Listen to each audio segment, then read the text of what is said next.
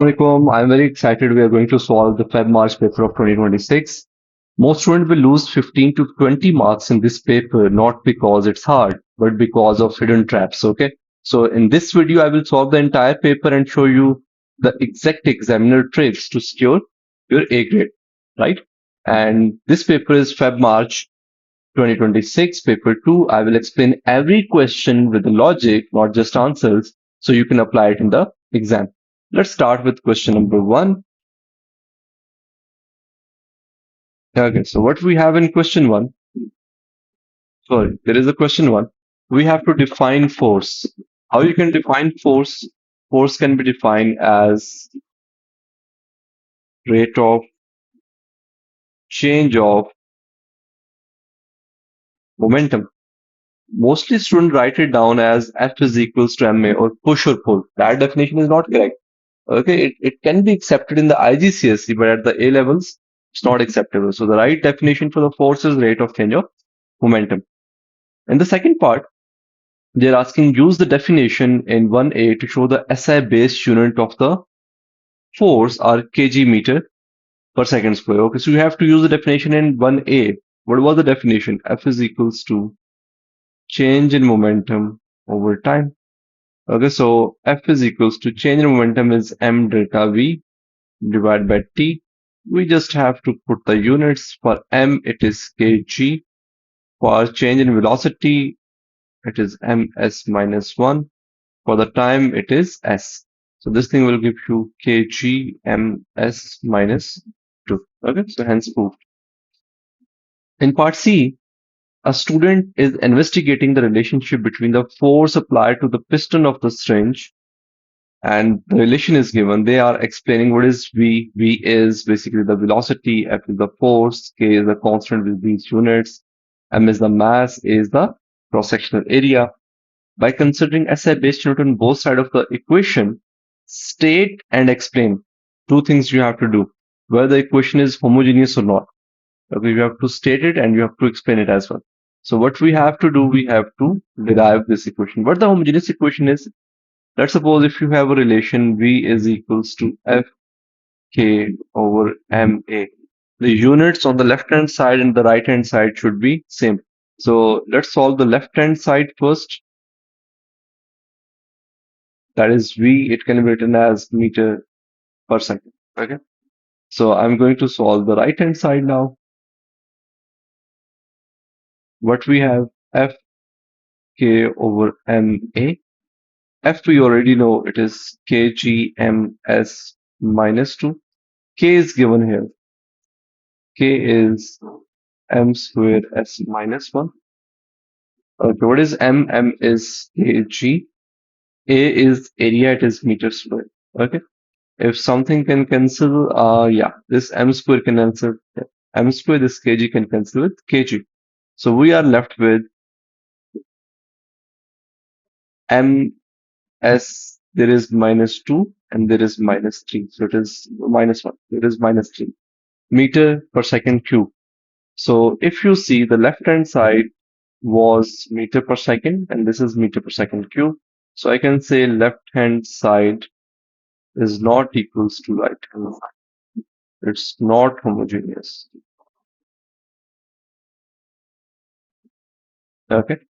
Let's move forward to the question 2. State the principle of conservation of momentum. So what we can say total momentum before is equals to after pulling in, provided that no external force acts on it. You can simply say provided that the system is isolated, right? You can also say this thing. In part B, what we have a stationary boat of mass 160 kg. You have the mass of the boat. The mast of the boat is vertical. A sack of the mass 23 kg is thrown immediately before colliding with the mast of the boat. The sack is traveling with the horizontal velocity of this. Okay, the sac collide with the mast and remain in the contact with it without rebounding. Assume the resistive force acting on the boat is negligible. Calculate the horizontal force V of the sac and boat immediately after the collision. So this question is from the momentum. Okay, let's name these objects. Let's call this thing as the boat as M1. This let's call it M2, the mass of the sac. Okay. So same as the stationary boat. So this is M1 and the mass of the sac where it is. This is here. This is M2. Okay, the sac was initially moving with this velocity. Let's call this U1. And okay, this was stationary. The boat was stationary. U1 is 0, right? Acha. The sac collide with the mast and remain in contact without assume that the calculate the horizontal velocity sac immediately after. So you have to find final velocity. Okay, it's a typical question of momentum where two objects are colliding with each other and after collision they are moving together. So you have to apply conservation of momentum. Total initial momentum is m1 u1. This is for the boat plus m2 u2. This is for the sac is equals to m1 v1. This is the final momentum of the boat plus m2 v2. That is the final momentum of sac. We know v1 will be equals to v2 that can be written as v because they are moving along each other together. So if you write v here, it can be taken as common. So this will be m1 plus m2. And on the left hand side, you know this u1 is 0. So this whole term will go to 0. Okay, and we know this m2 and u2 value. So v can be written as m2 u2 divided by m1 plus m2. M2 is 23 and U2 is 3.4 divided by M1 plus M2 160 plus 23. Doing the calculation that will give you 0.427 and that can be rounded off to 0.43 meter per second. Okay. In question 2, the total kinetic energy of the sac and the boat immediately before the collision is E1. Total kinetic energy. And the total kinetic energy of the sac and the boat immediately after the collision is E2. You have to determine the ratio of the two energies. Okay. Let's discuss the first initial energy. What I'm discussing, total initial energy. We know that is equals to E1. So E1 is equals to 1 by 2 M1 U1 square plus 1 by 2 M2 U2 square. We know U1 is 0, so this whole thing will be 0. Okay. So what I left with, it will be 1 by 2 M2 U2 square. You have 1 by 2. M2 is 23, mass of the sac and its speed 3.4. You have to take the square and you will get 133 joules. Okay, now let's solve total final energy the same way. That is given E2, that is equals to 1 by 2 M1 V1 square plus 1 by 2 M2 V2 square. So we know V1 and V2 are same, or we can write this thing as 1 by 2 M1 plus M2 into V square. We know that both are moving together. So you can deal them like a single object, right? So they can be written like this. So when you put the values 1 by 2, M1 is 160 plus 23 and V is 0.427 square that we have calculated here. Okay, try to put the values before the rounding off. This was the actual value, right? That I'm going to use here to get the more accurate value answer. So this thing will give you 16.7 joules. Acha, what we have to calculate? We have to calculate the ratios. So when I do the ratio, I need E2 over E1. E2 is 16.7 and E1 is 133. That will give me 0.13. That is 0.13. That is the answer. In the third part, state and explain whether the cooling in between the sac and the boat is elastic or inelastic. Acha, if you see, beta, this is the final kinetic energy, and initially it is 133. So you can easily see the energy is lost. Kinetic energy is not same. So whenever there is a lost kinetic energy, that cooling in is inelastic, right? So we can write it's inelastic because kinetic energy is not same before and after. So you can say kinetic energy is not conserved. Okay. Moving forward, part C. After a short time, the boat in 2B is at rest again. Show that the upthrust acting on the boat with the sac is 1800. Okay, so let's suppose this is the boat, and there is a sac in it, 23 kg. The boat weight was 160 kg. So if it is at rest, standing on a water surface, what does it mean? The amount of weight acting on it should be balanced with the amount of upthrust. So you can say simply upthrust should be equals to its weight because it is at rest, balanced. So that can be equals to mg. So total mass is 160 plus 23 and g is 9.81. So this thing will give you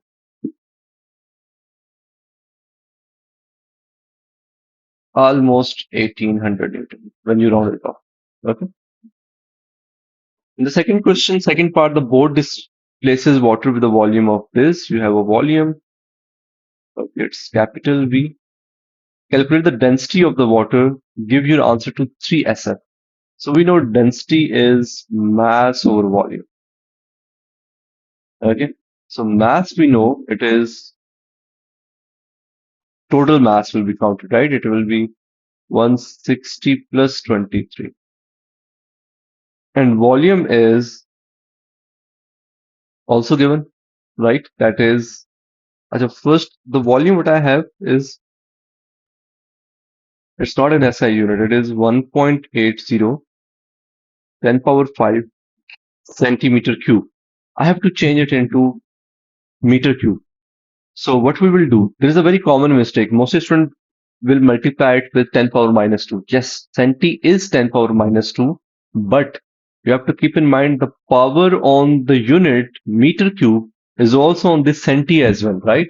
So it can be written as 1.8 into 10 raised to power 5 into, now there is a whole power. This is 10 minus 2 meter. This is the whole cube. It is like this. Okay. So when you open this thing, it will be 10 power minus 6. Okay. And it will eventually give you, when you do the calculation, it will give you 0.18 meter cube. So we can put 0.18 here. Doing the calculation, I will get 1020. Okay. Let's move forward to question 3. A roller coaster carriage of mass 280 grams kg, so you're traveling over a raised section of the track. At position X, the carriage has a kinetic energy of 16.1. Okay, so at this point, kinetic energy is 16.1 kilojoules. That is at X. At position Y, the carriage has a kinetic energy of 1.3 kilojoules. Okay, so kinetic energy at Y is 1.3 kilojoules. Okay, so the length of the track is from X to Y is given 23.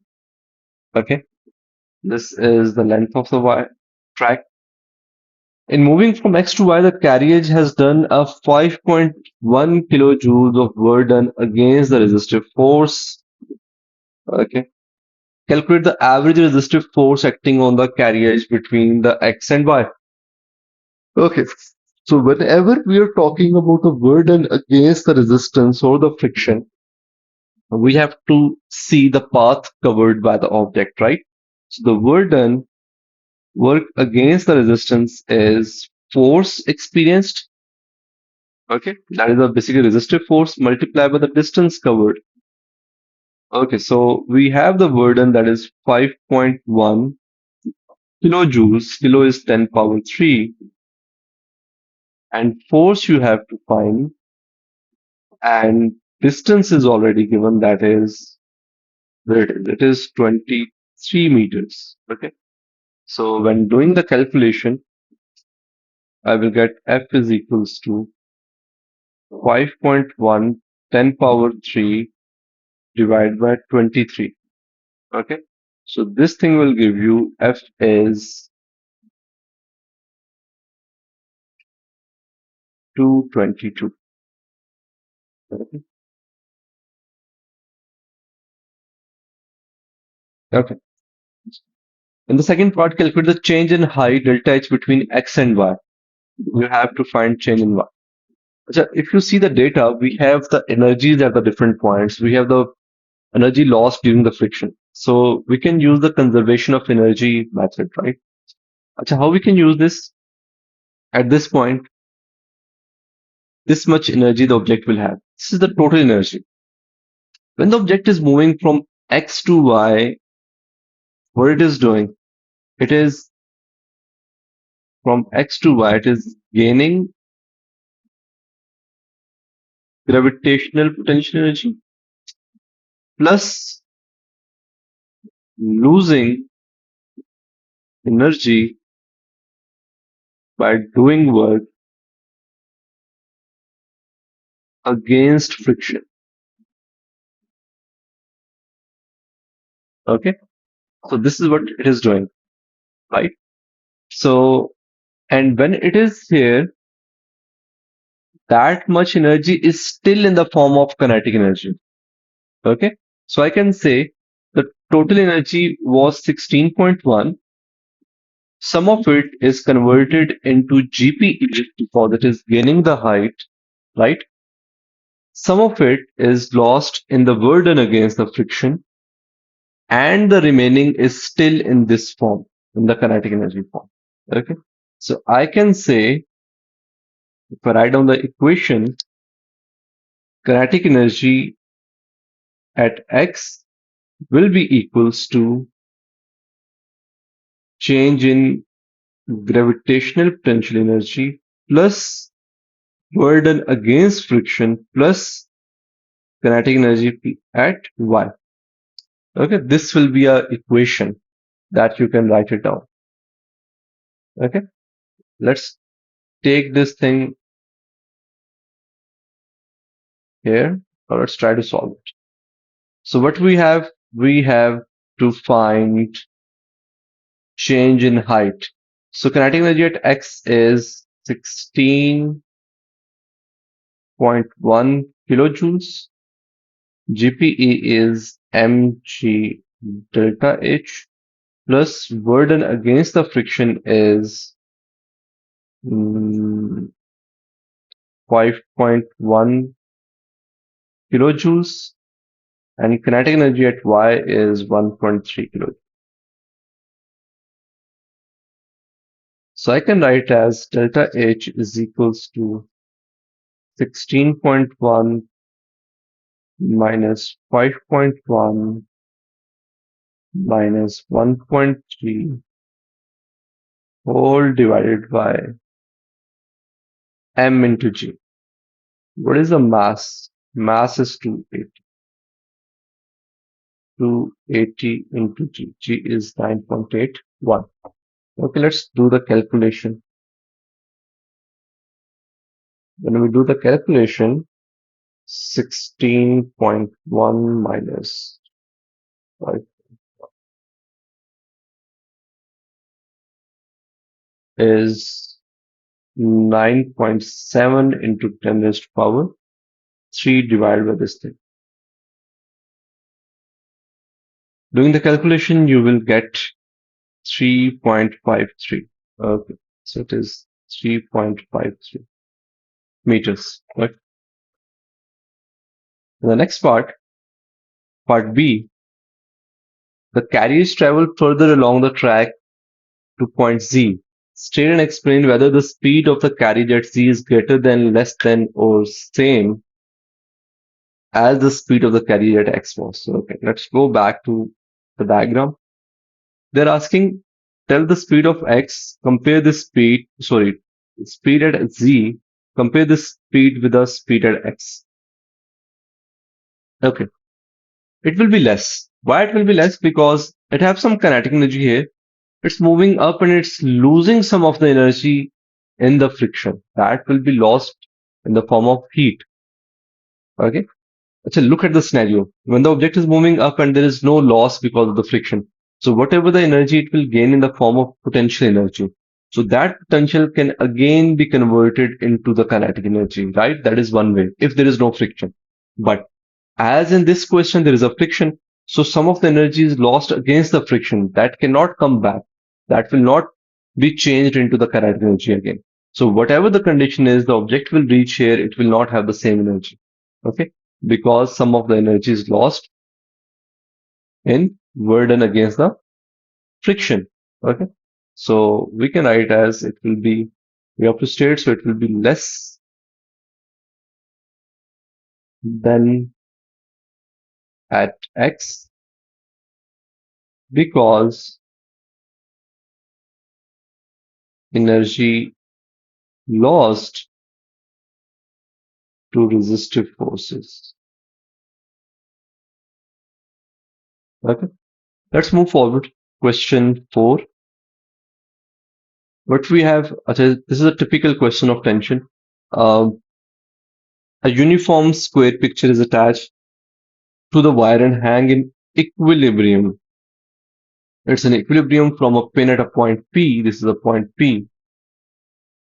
The picture has a weight of 19 Newton and its center of gravity is directly below the point P. The top side of the picture is horizontal, okay? The wire forms an angle theta with the horizontal, with the tension T in the wire is 13 Newton. We have the tension as well. Define the moment of the force about a point. Okay, so you have to write down the definition for the moment. So moment is basically, moment is equals to force multiplied by perpendicular distance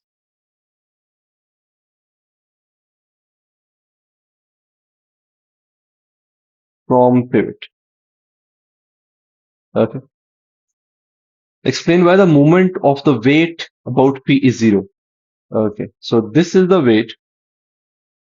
If you draw a line of action of weight, it will exactly pass through the pivot point, that is P.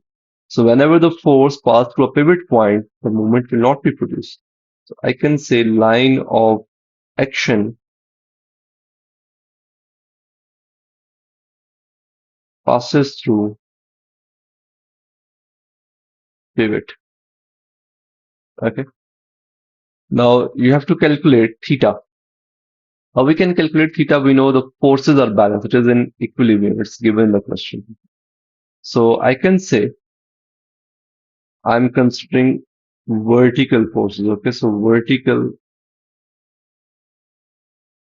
forces. If something is balanced, it's mean total upward force should be equals to total downward force, right? This, okay, what we have the downward force, this is the downward force. Wait, what are the upward forces? Upward forces are the components of the tension.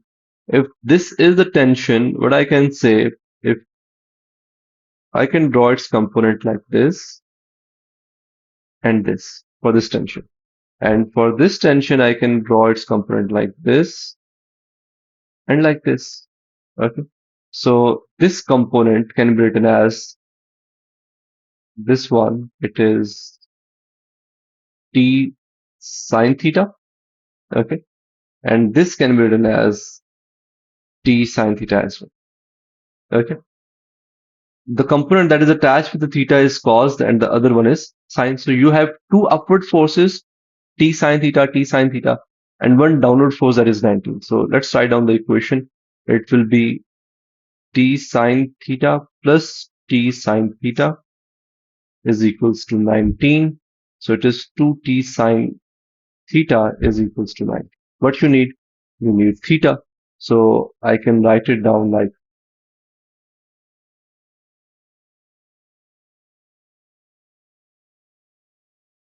we have the value of t. So sine theta is 19 divided by 2 into t is 13. Okay. So this will give you 0.731. So theta is equals to sine inverse 0.731. Make sure your calculator is in degree mode, not in radian. Okay. So when you do the calculation, it will be 47. Moving forward, question 4. The wire has a diameter of 0.8 and is made up of metal with a Young modulus of this. The wire obeys the Hooke's law. Calculate the strain in the wire. Okay. So what we know Young modulus that is also given. Its relation is stress over strain. Okay. And we have to find strain. So strain is stress divided by Young modulus. Okay. So I have to find stress. Stress is basically force over area. Force is tension. So tension over A over Young modulus. Let's put the value of Young modulus, that is 9.3 10 is power 10. Okay. That is the Young modulus. Tension is also given. We know the tension. I need to know the area. If I have to find area of I is pi r square, right? Diameter is 0.8 millimeter. So radius will be d by 2, that will be 0.4 millimeter. So I can write down pi into 0.4 10 power minus 3 into square. That will give me 5.0 10 power minus 7 meters square, right? So I can write it down. Strain is equals to tension divided by A into 9.3 10 power 10. Just put the values. Tension is 13 and area is 5.0 10 power minus 7, and this is 9.3 10 power 10. Okay, so doing the calculation, I will get 2.8 10 to power minus 4. Okay, moving forward, part B.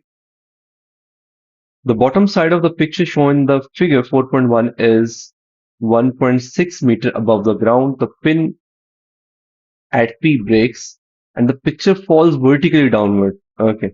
Condition is resistive force acting on the picture is negligible. It means it will fall with the gravitational acceleration. Calculate the time taken for the bottom side of the picture to hit the ground. Okay.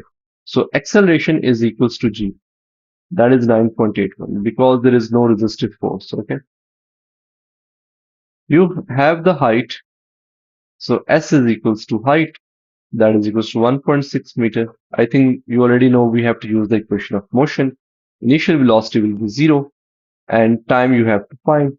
Now you have to look at the equation of motion in which final velocity is not involved. Okay, or these four variables are going to involve. So equation will be S is equals to ut plus half at square. So when you solve this thing, you will get S is 1.6, 1, and this thing will turn to 0. So we only have 1 by 2 You will put 9.81 here and t you have to find. So t is equals to 1.6 into 2 divided by 9.81 square root. Okay, you will get 0.57 seconds. Okay. In second, on figure 4.2, sketch the variation of the speed of the picture, the distance fallen from its initial speed. Okay, so you have to draw the graph. What is the trick here? This is the distance on the x-axis, not the time. And this is the speed, right? So how we can draw this graph? We know it's starting from when the distance was 0, the speed was 0. Okay. You can calculate the final speed as well if you wish. Okay, you can apply the relation V is equals to under root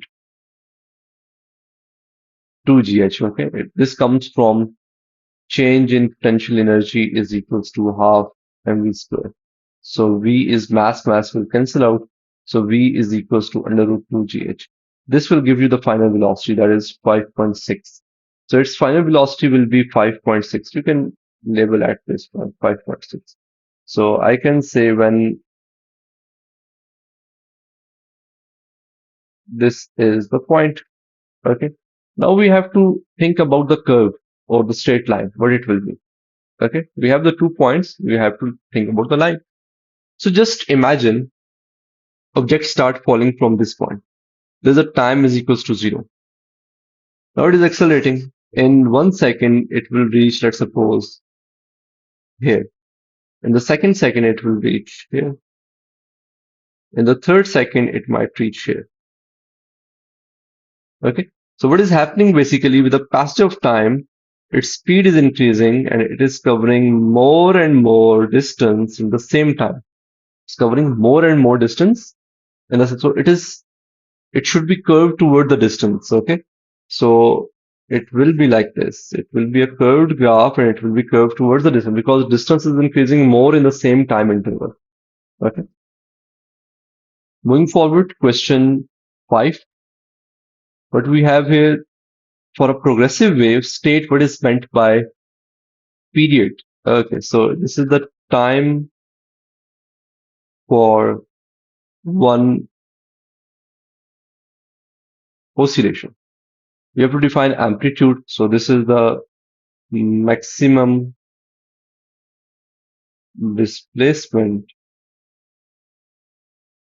from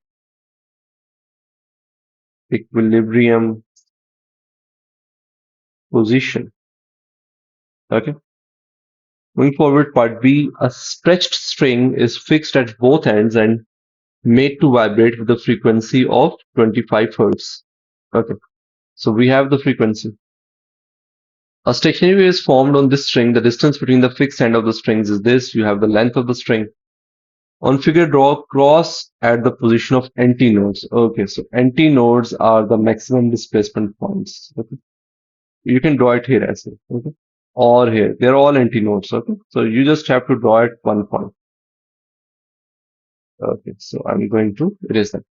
Show that the speed of the progressive wave on the string is 16. You have to show the speed, so you have to use the wave equation. V is equals to F lambda. F we already know, but lambda we have to find. So what we know, the total length is 0.96, and how many lambdas are there? From this to this, there is 1 lambda, and from there onward, there is a half lambda. So I can say 0. Or you can say lambda plus half lambda is equals to 0.96. This will give you 3 lambda by 2 is 0.96. So lambda is 0.96 multiplied by 2 divided by 3. Okay. So this is 0.64 meter.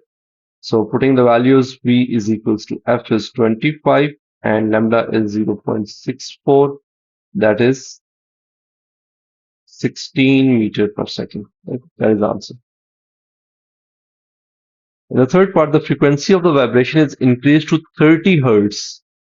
The speed of the wave on the string does not change. State and explain whether a stationary wave is formed or not. Okay, so I have to check for the stationary waves. So there are two different ways. I'm solving it in that way. We can find the lambda first. Lambda is V by F.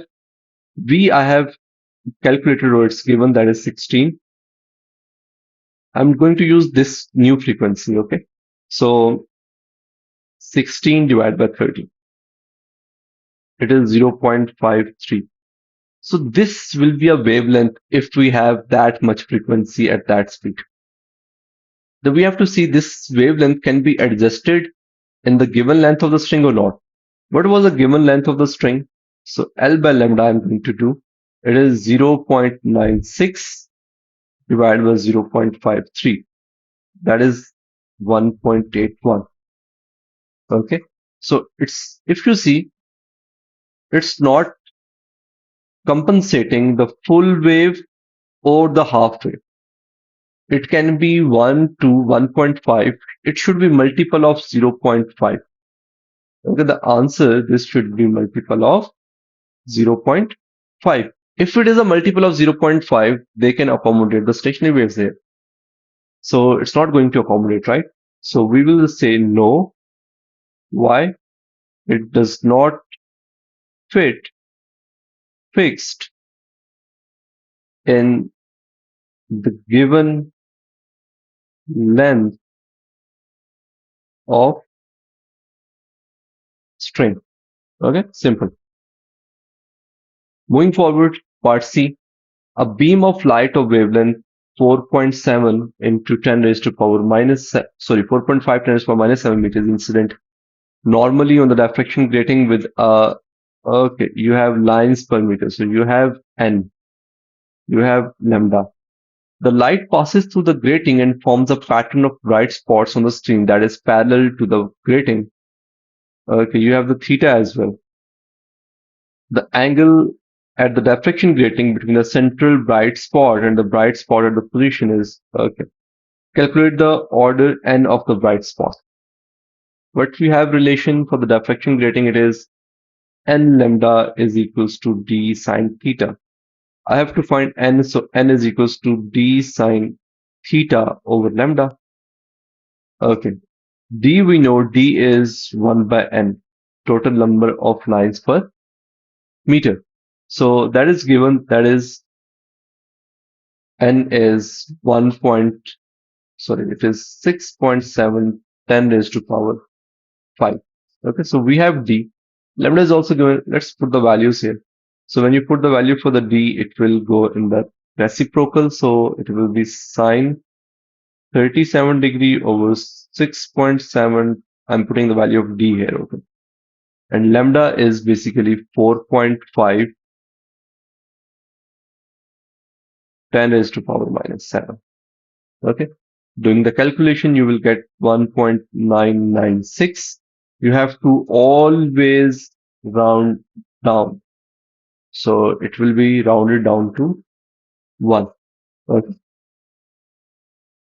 The diffraction, this is the basic rule. Whenever you are talking about the order of the maxima or minima, you will always round down it. The diffraction grating is replaced by grating with the fewer lines per meter.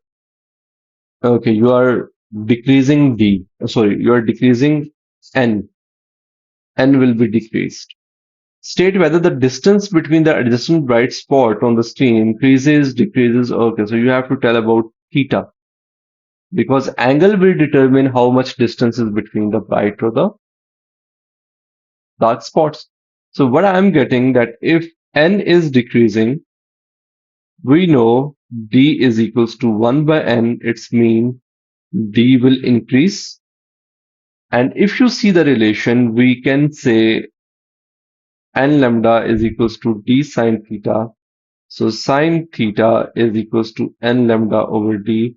We know theta, sine theta increases when theta increases. take it to some value till 90-degree angle, right? So if D is increasing, this value will decrease, right? This whole thing will decrease. And if this whole thing will decrease, it means theta will also decrease. Okay. So I can say distance decreases as the angle theta is decreasing due to increase in slit separation.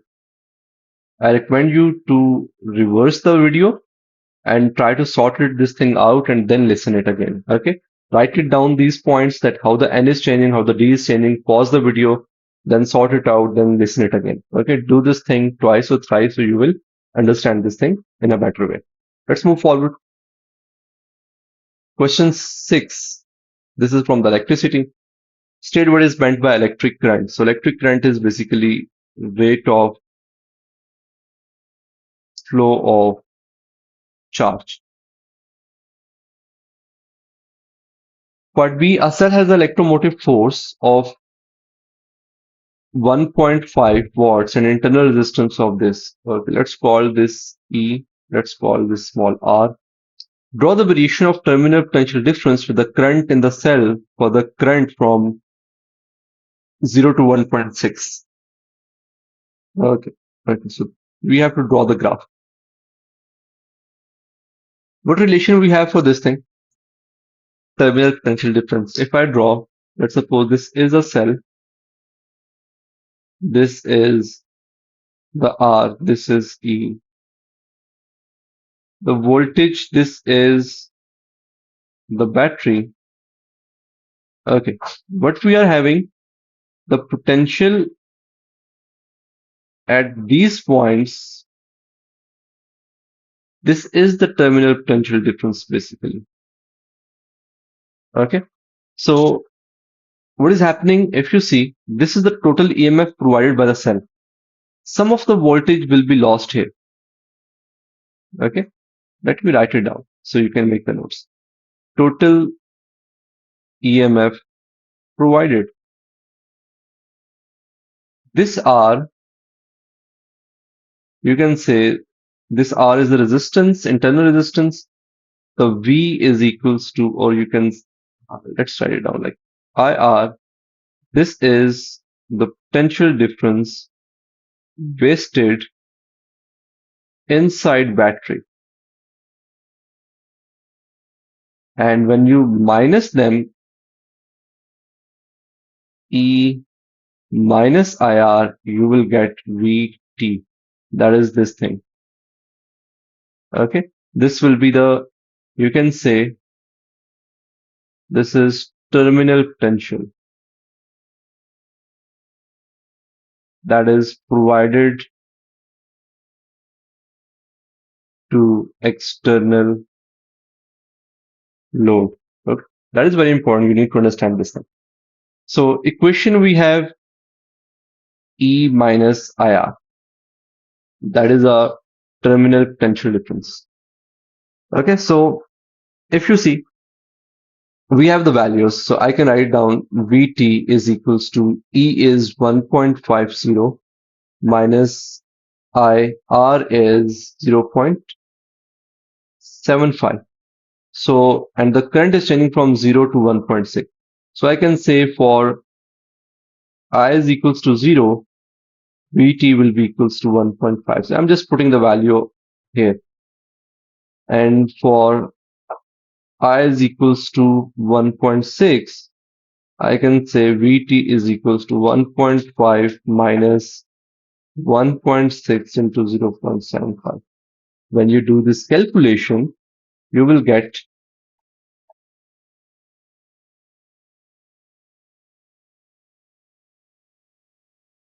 0.3.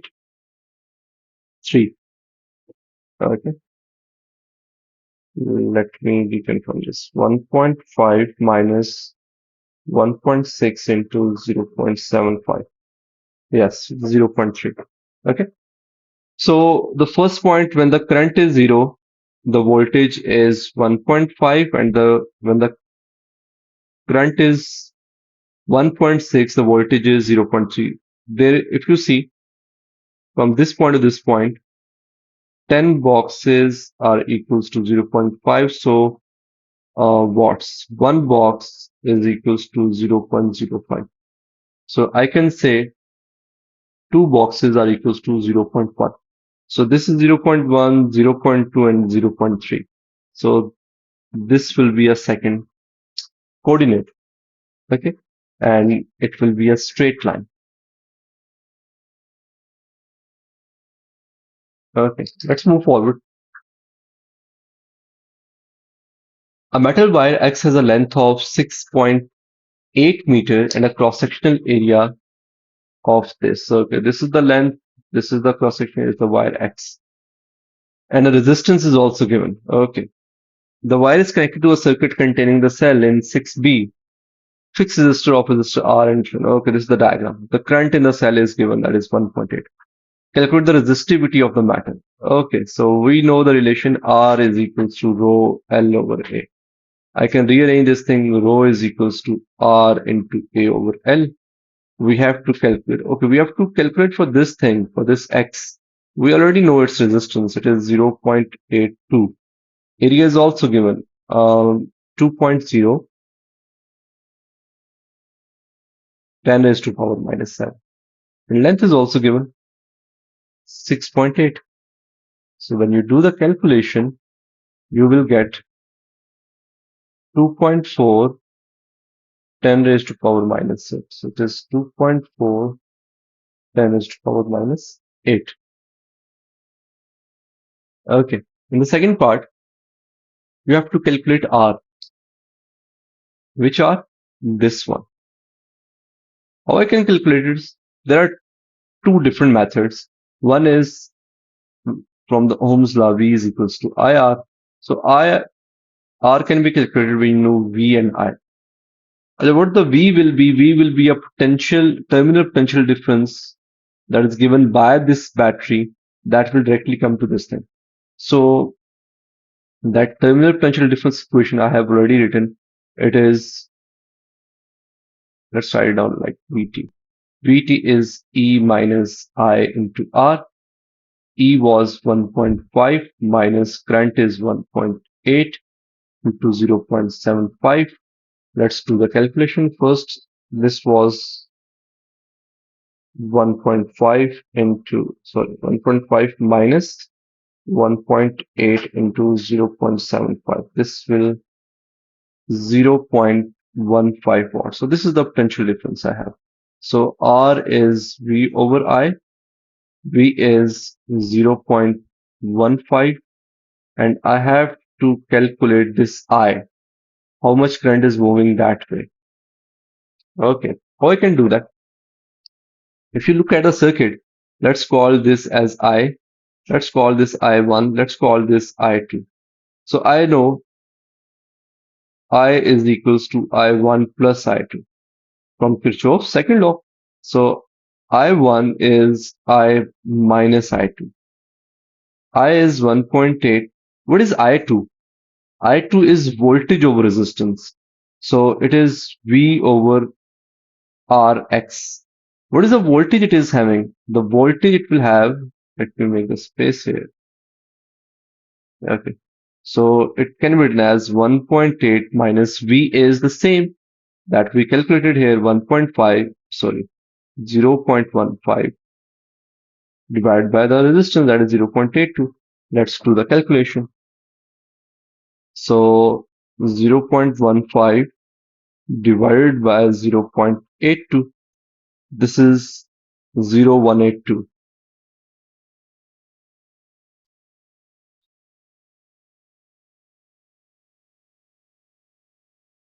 Okay, so this will be 1.617. So the current is 0.1.617. So 0.15 divided by 1.617. This will give you 0.0927. Okay. So you can write it as 0.093 ohms. Let's move forward. Part third, calculate the power dissipated in the internal resistance. So power dissipated relation is I square R. I is the total current, right? That will pass through it. It is given 1.8 square R is already given 0.75. This is 2.43. Okay. Moving forward, question 7.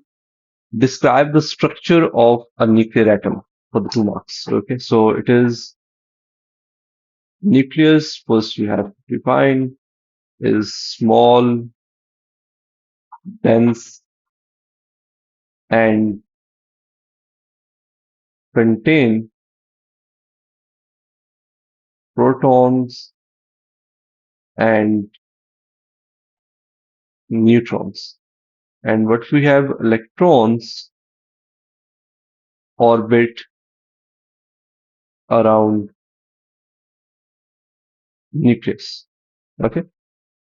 Moving forward, part B. P and Q are radioactive nuclei. P has 94 protons and Q has 91 protons. Each nucleus decay to form a nucleus of 92 protons. State the type. Achha, P is decaying from 94 to 92. It means it's losing 2 protons. So what decay should be there? It should be alpha. Okay, Q has 91 proton and its decay and become 92 protons. So its mass, its charge should increase by 1. That is beta. So it needs beta decay. In part C, particle X has a ratio of charge over mass equal to plus 1.76 10 power 11. Identify particle X, show you're working. Okay, there is a plus as well. It means it should not be electron. Okay, so we have to find charge over mass ratio. What comes to my mind, I can use the positron, right? Positron E over M. So how I can get these values? These are given on the first page of your paper. If you see, this is where you get. This is the charge, elementary charge. The same charge is on the electron and its antiparticle positron, right? And you have the masses of proton and you have masses of electron as well. Okay, antiparticles have the same mass and opposite charge, if you remember this thing. So I can calculate for both uh, proton and positron. So if I'm doing this thing for positron, so what I can do, E over M is 1.6 into 10 raised to power minus 19. That is the charge on an elementary particle. 9.11 10 raised to power minus 31. Okay. So when you do this, you will get 1.76 into 10 raised to power 11. Okay. So this is positron. You can try this thing with proton as well. Okay, proton have same charge, but its mass is different. So you will not get this thing. Okay, you can try this thing if you want. So we are done. In the next video, I'm going to solve few more papers and I'm going to tell few tricks about solving this May June series, inshallah. So subscribe the channel if you haven't done till now. So we will be in touch and you will get most of it. Thank you.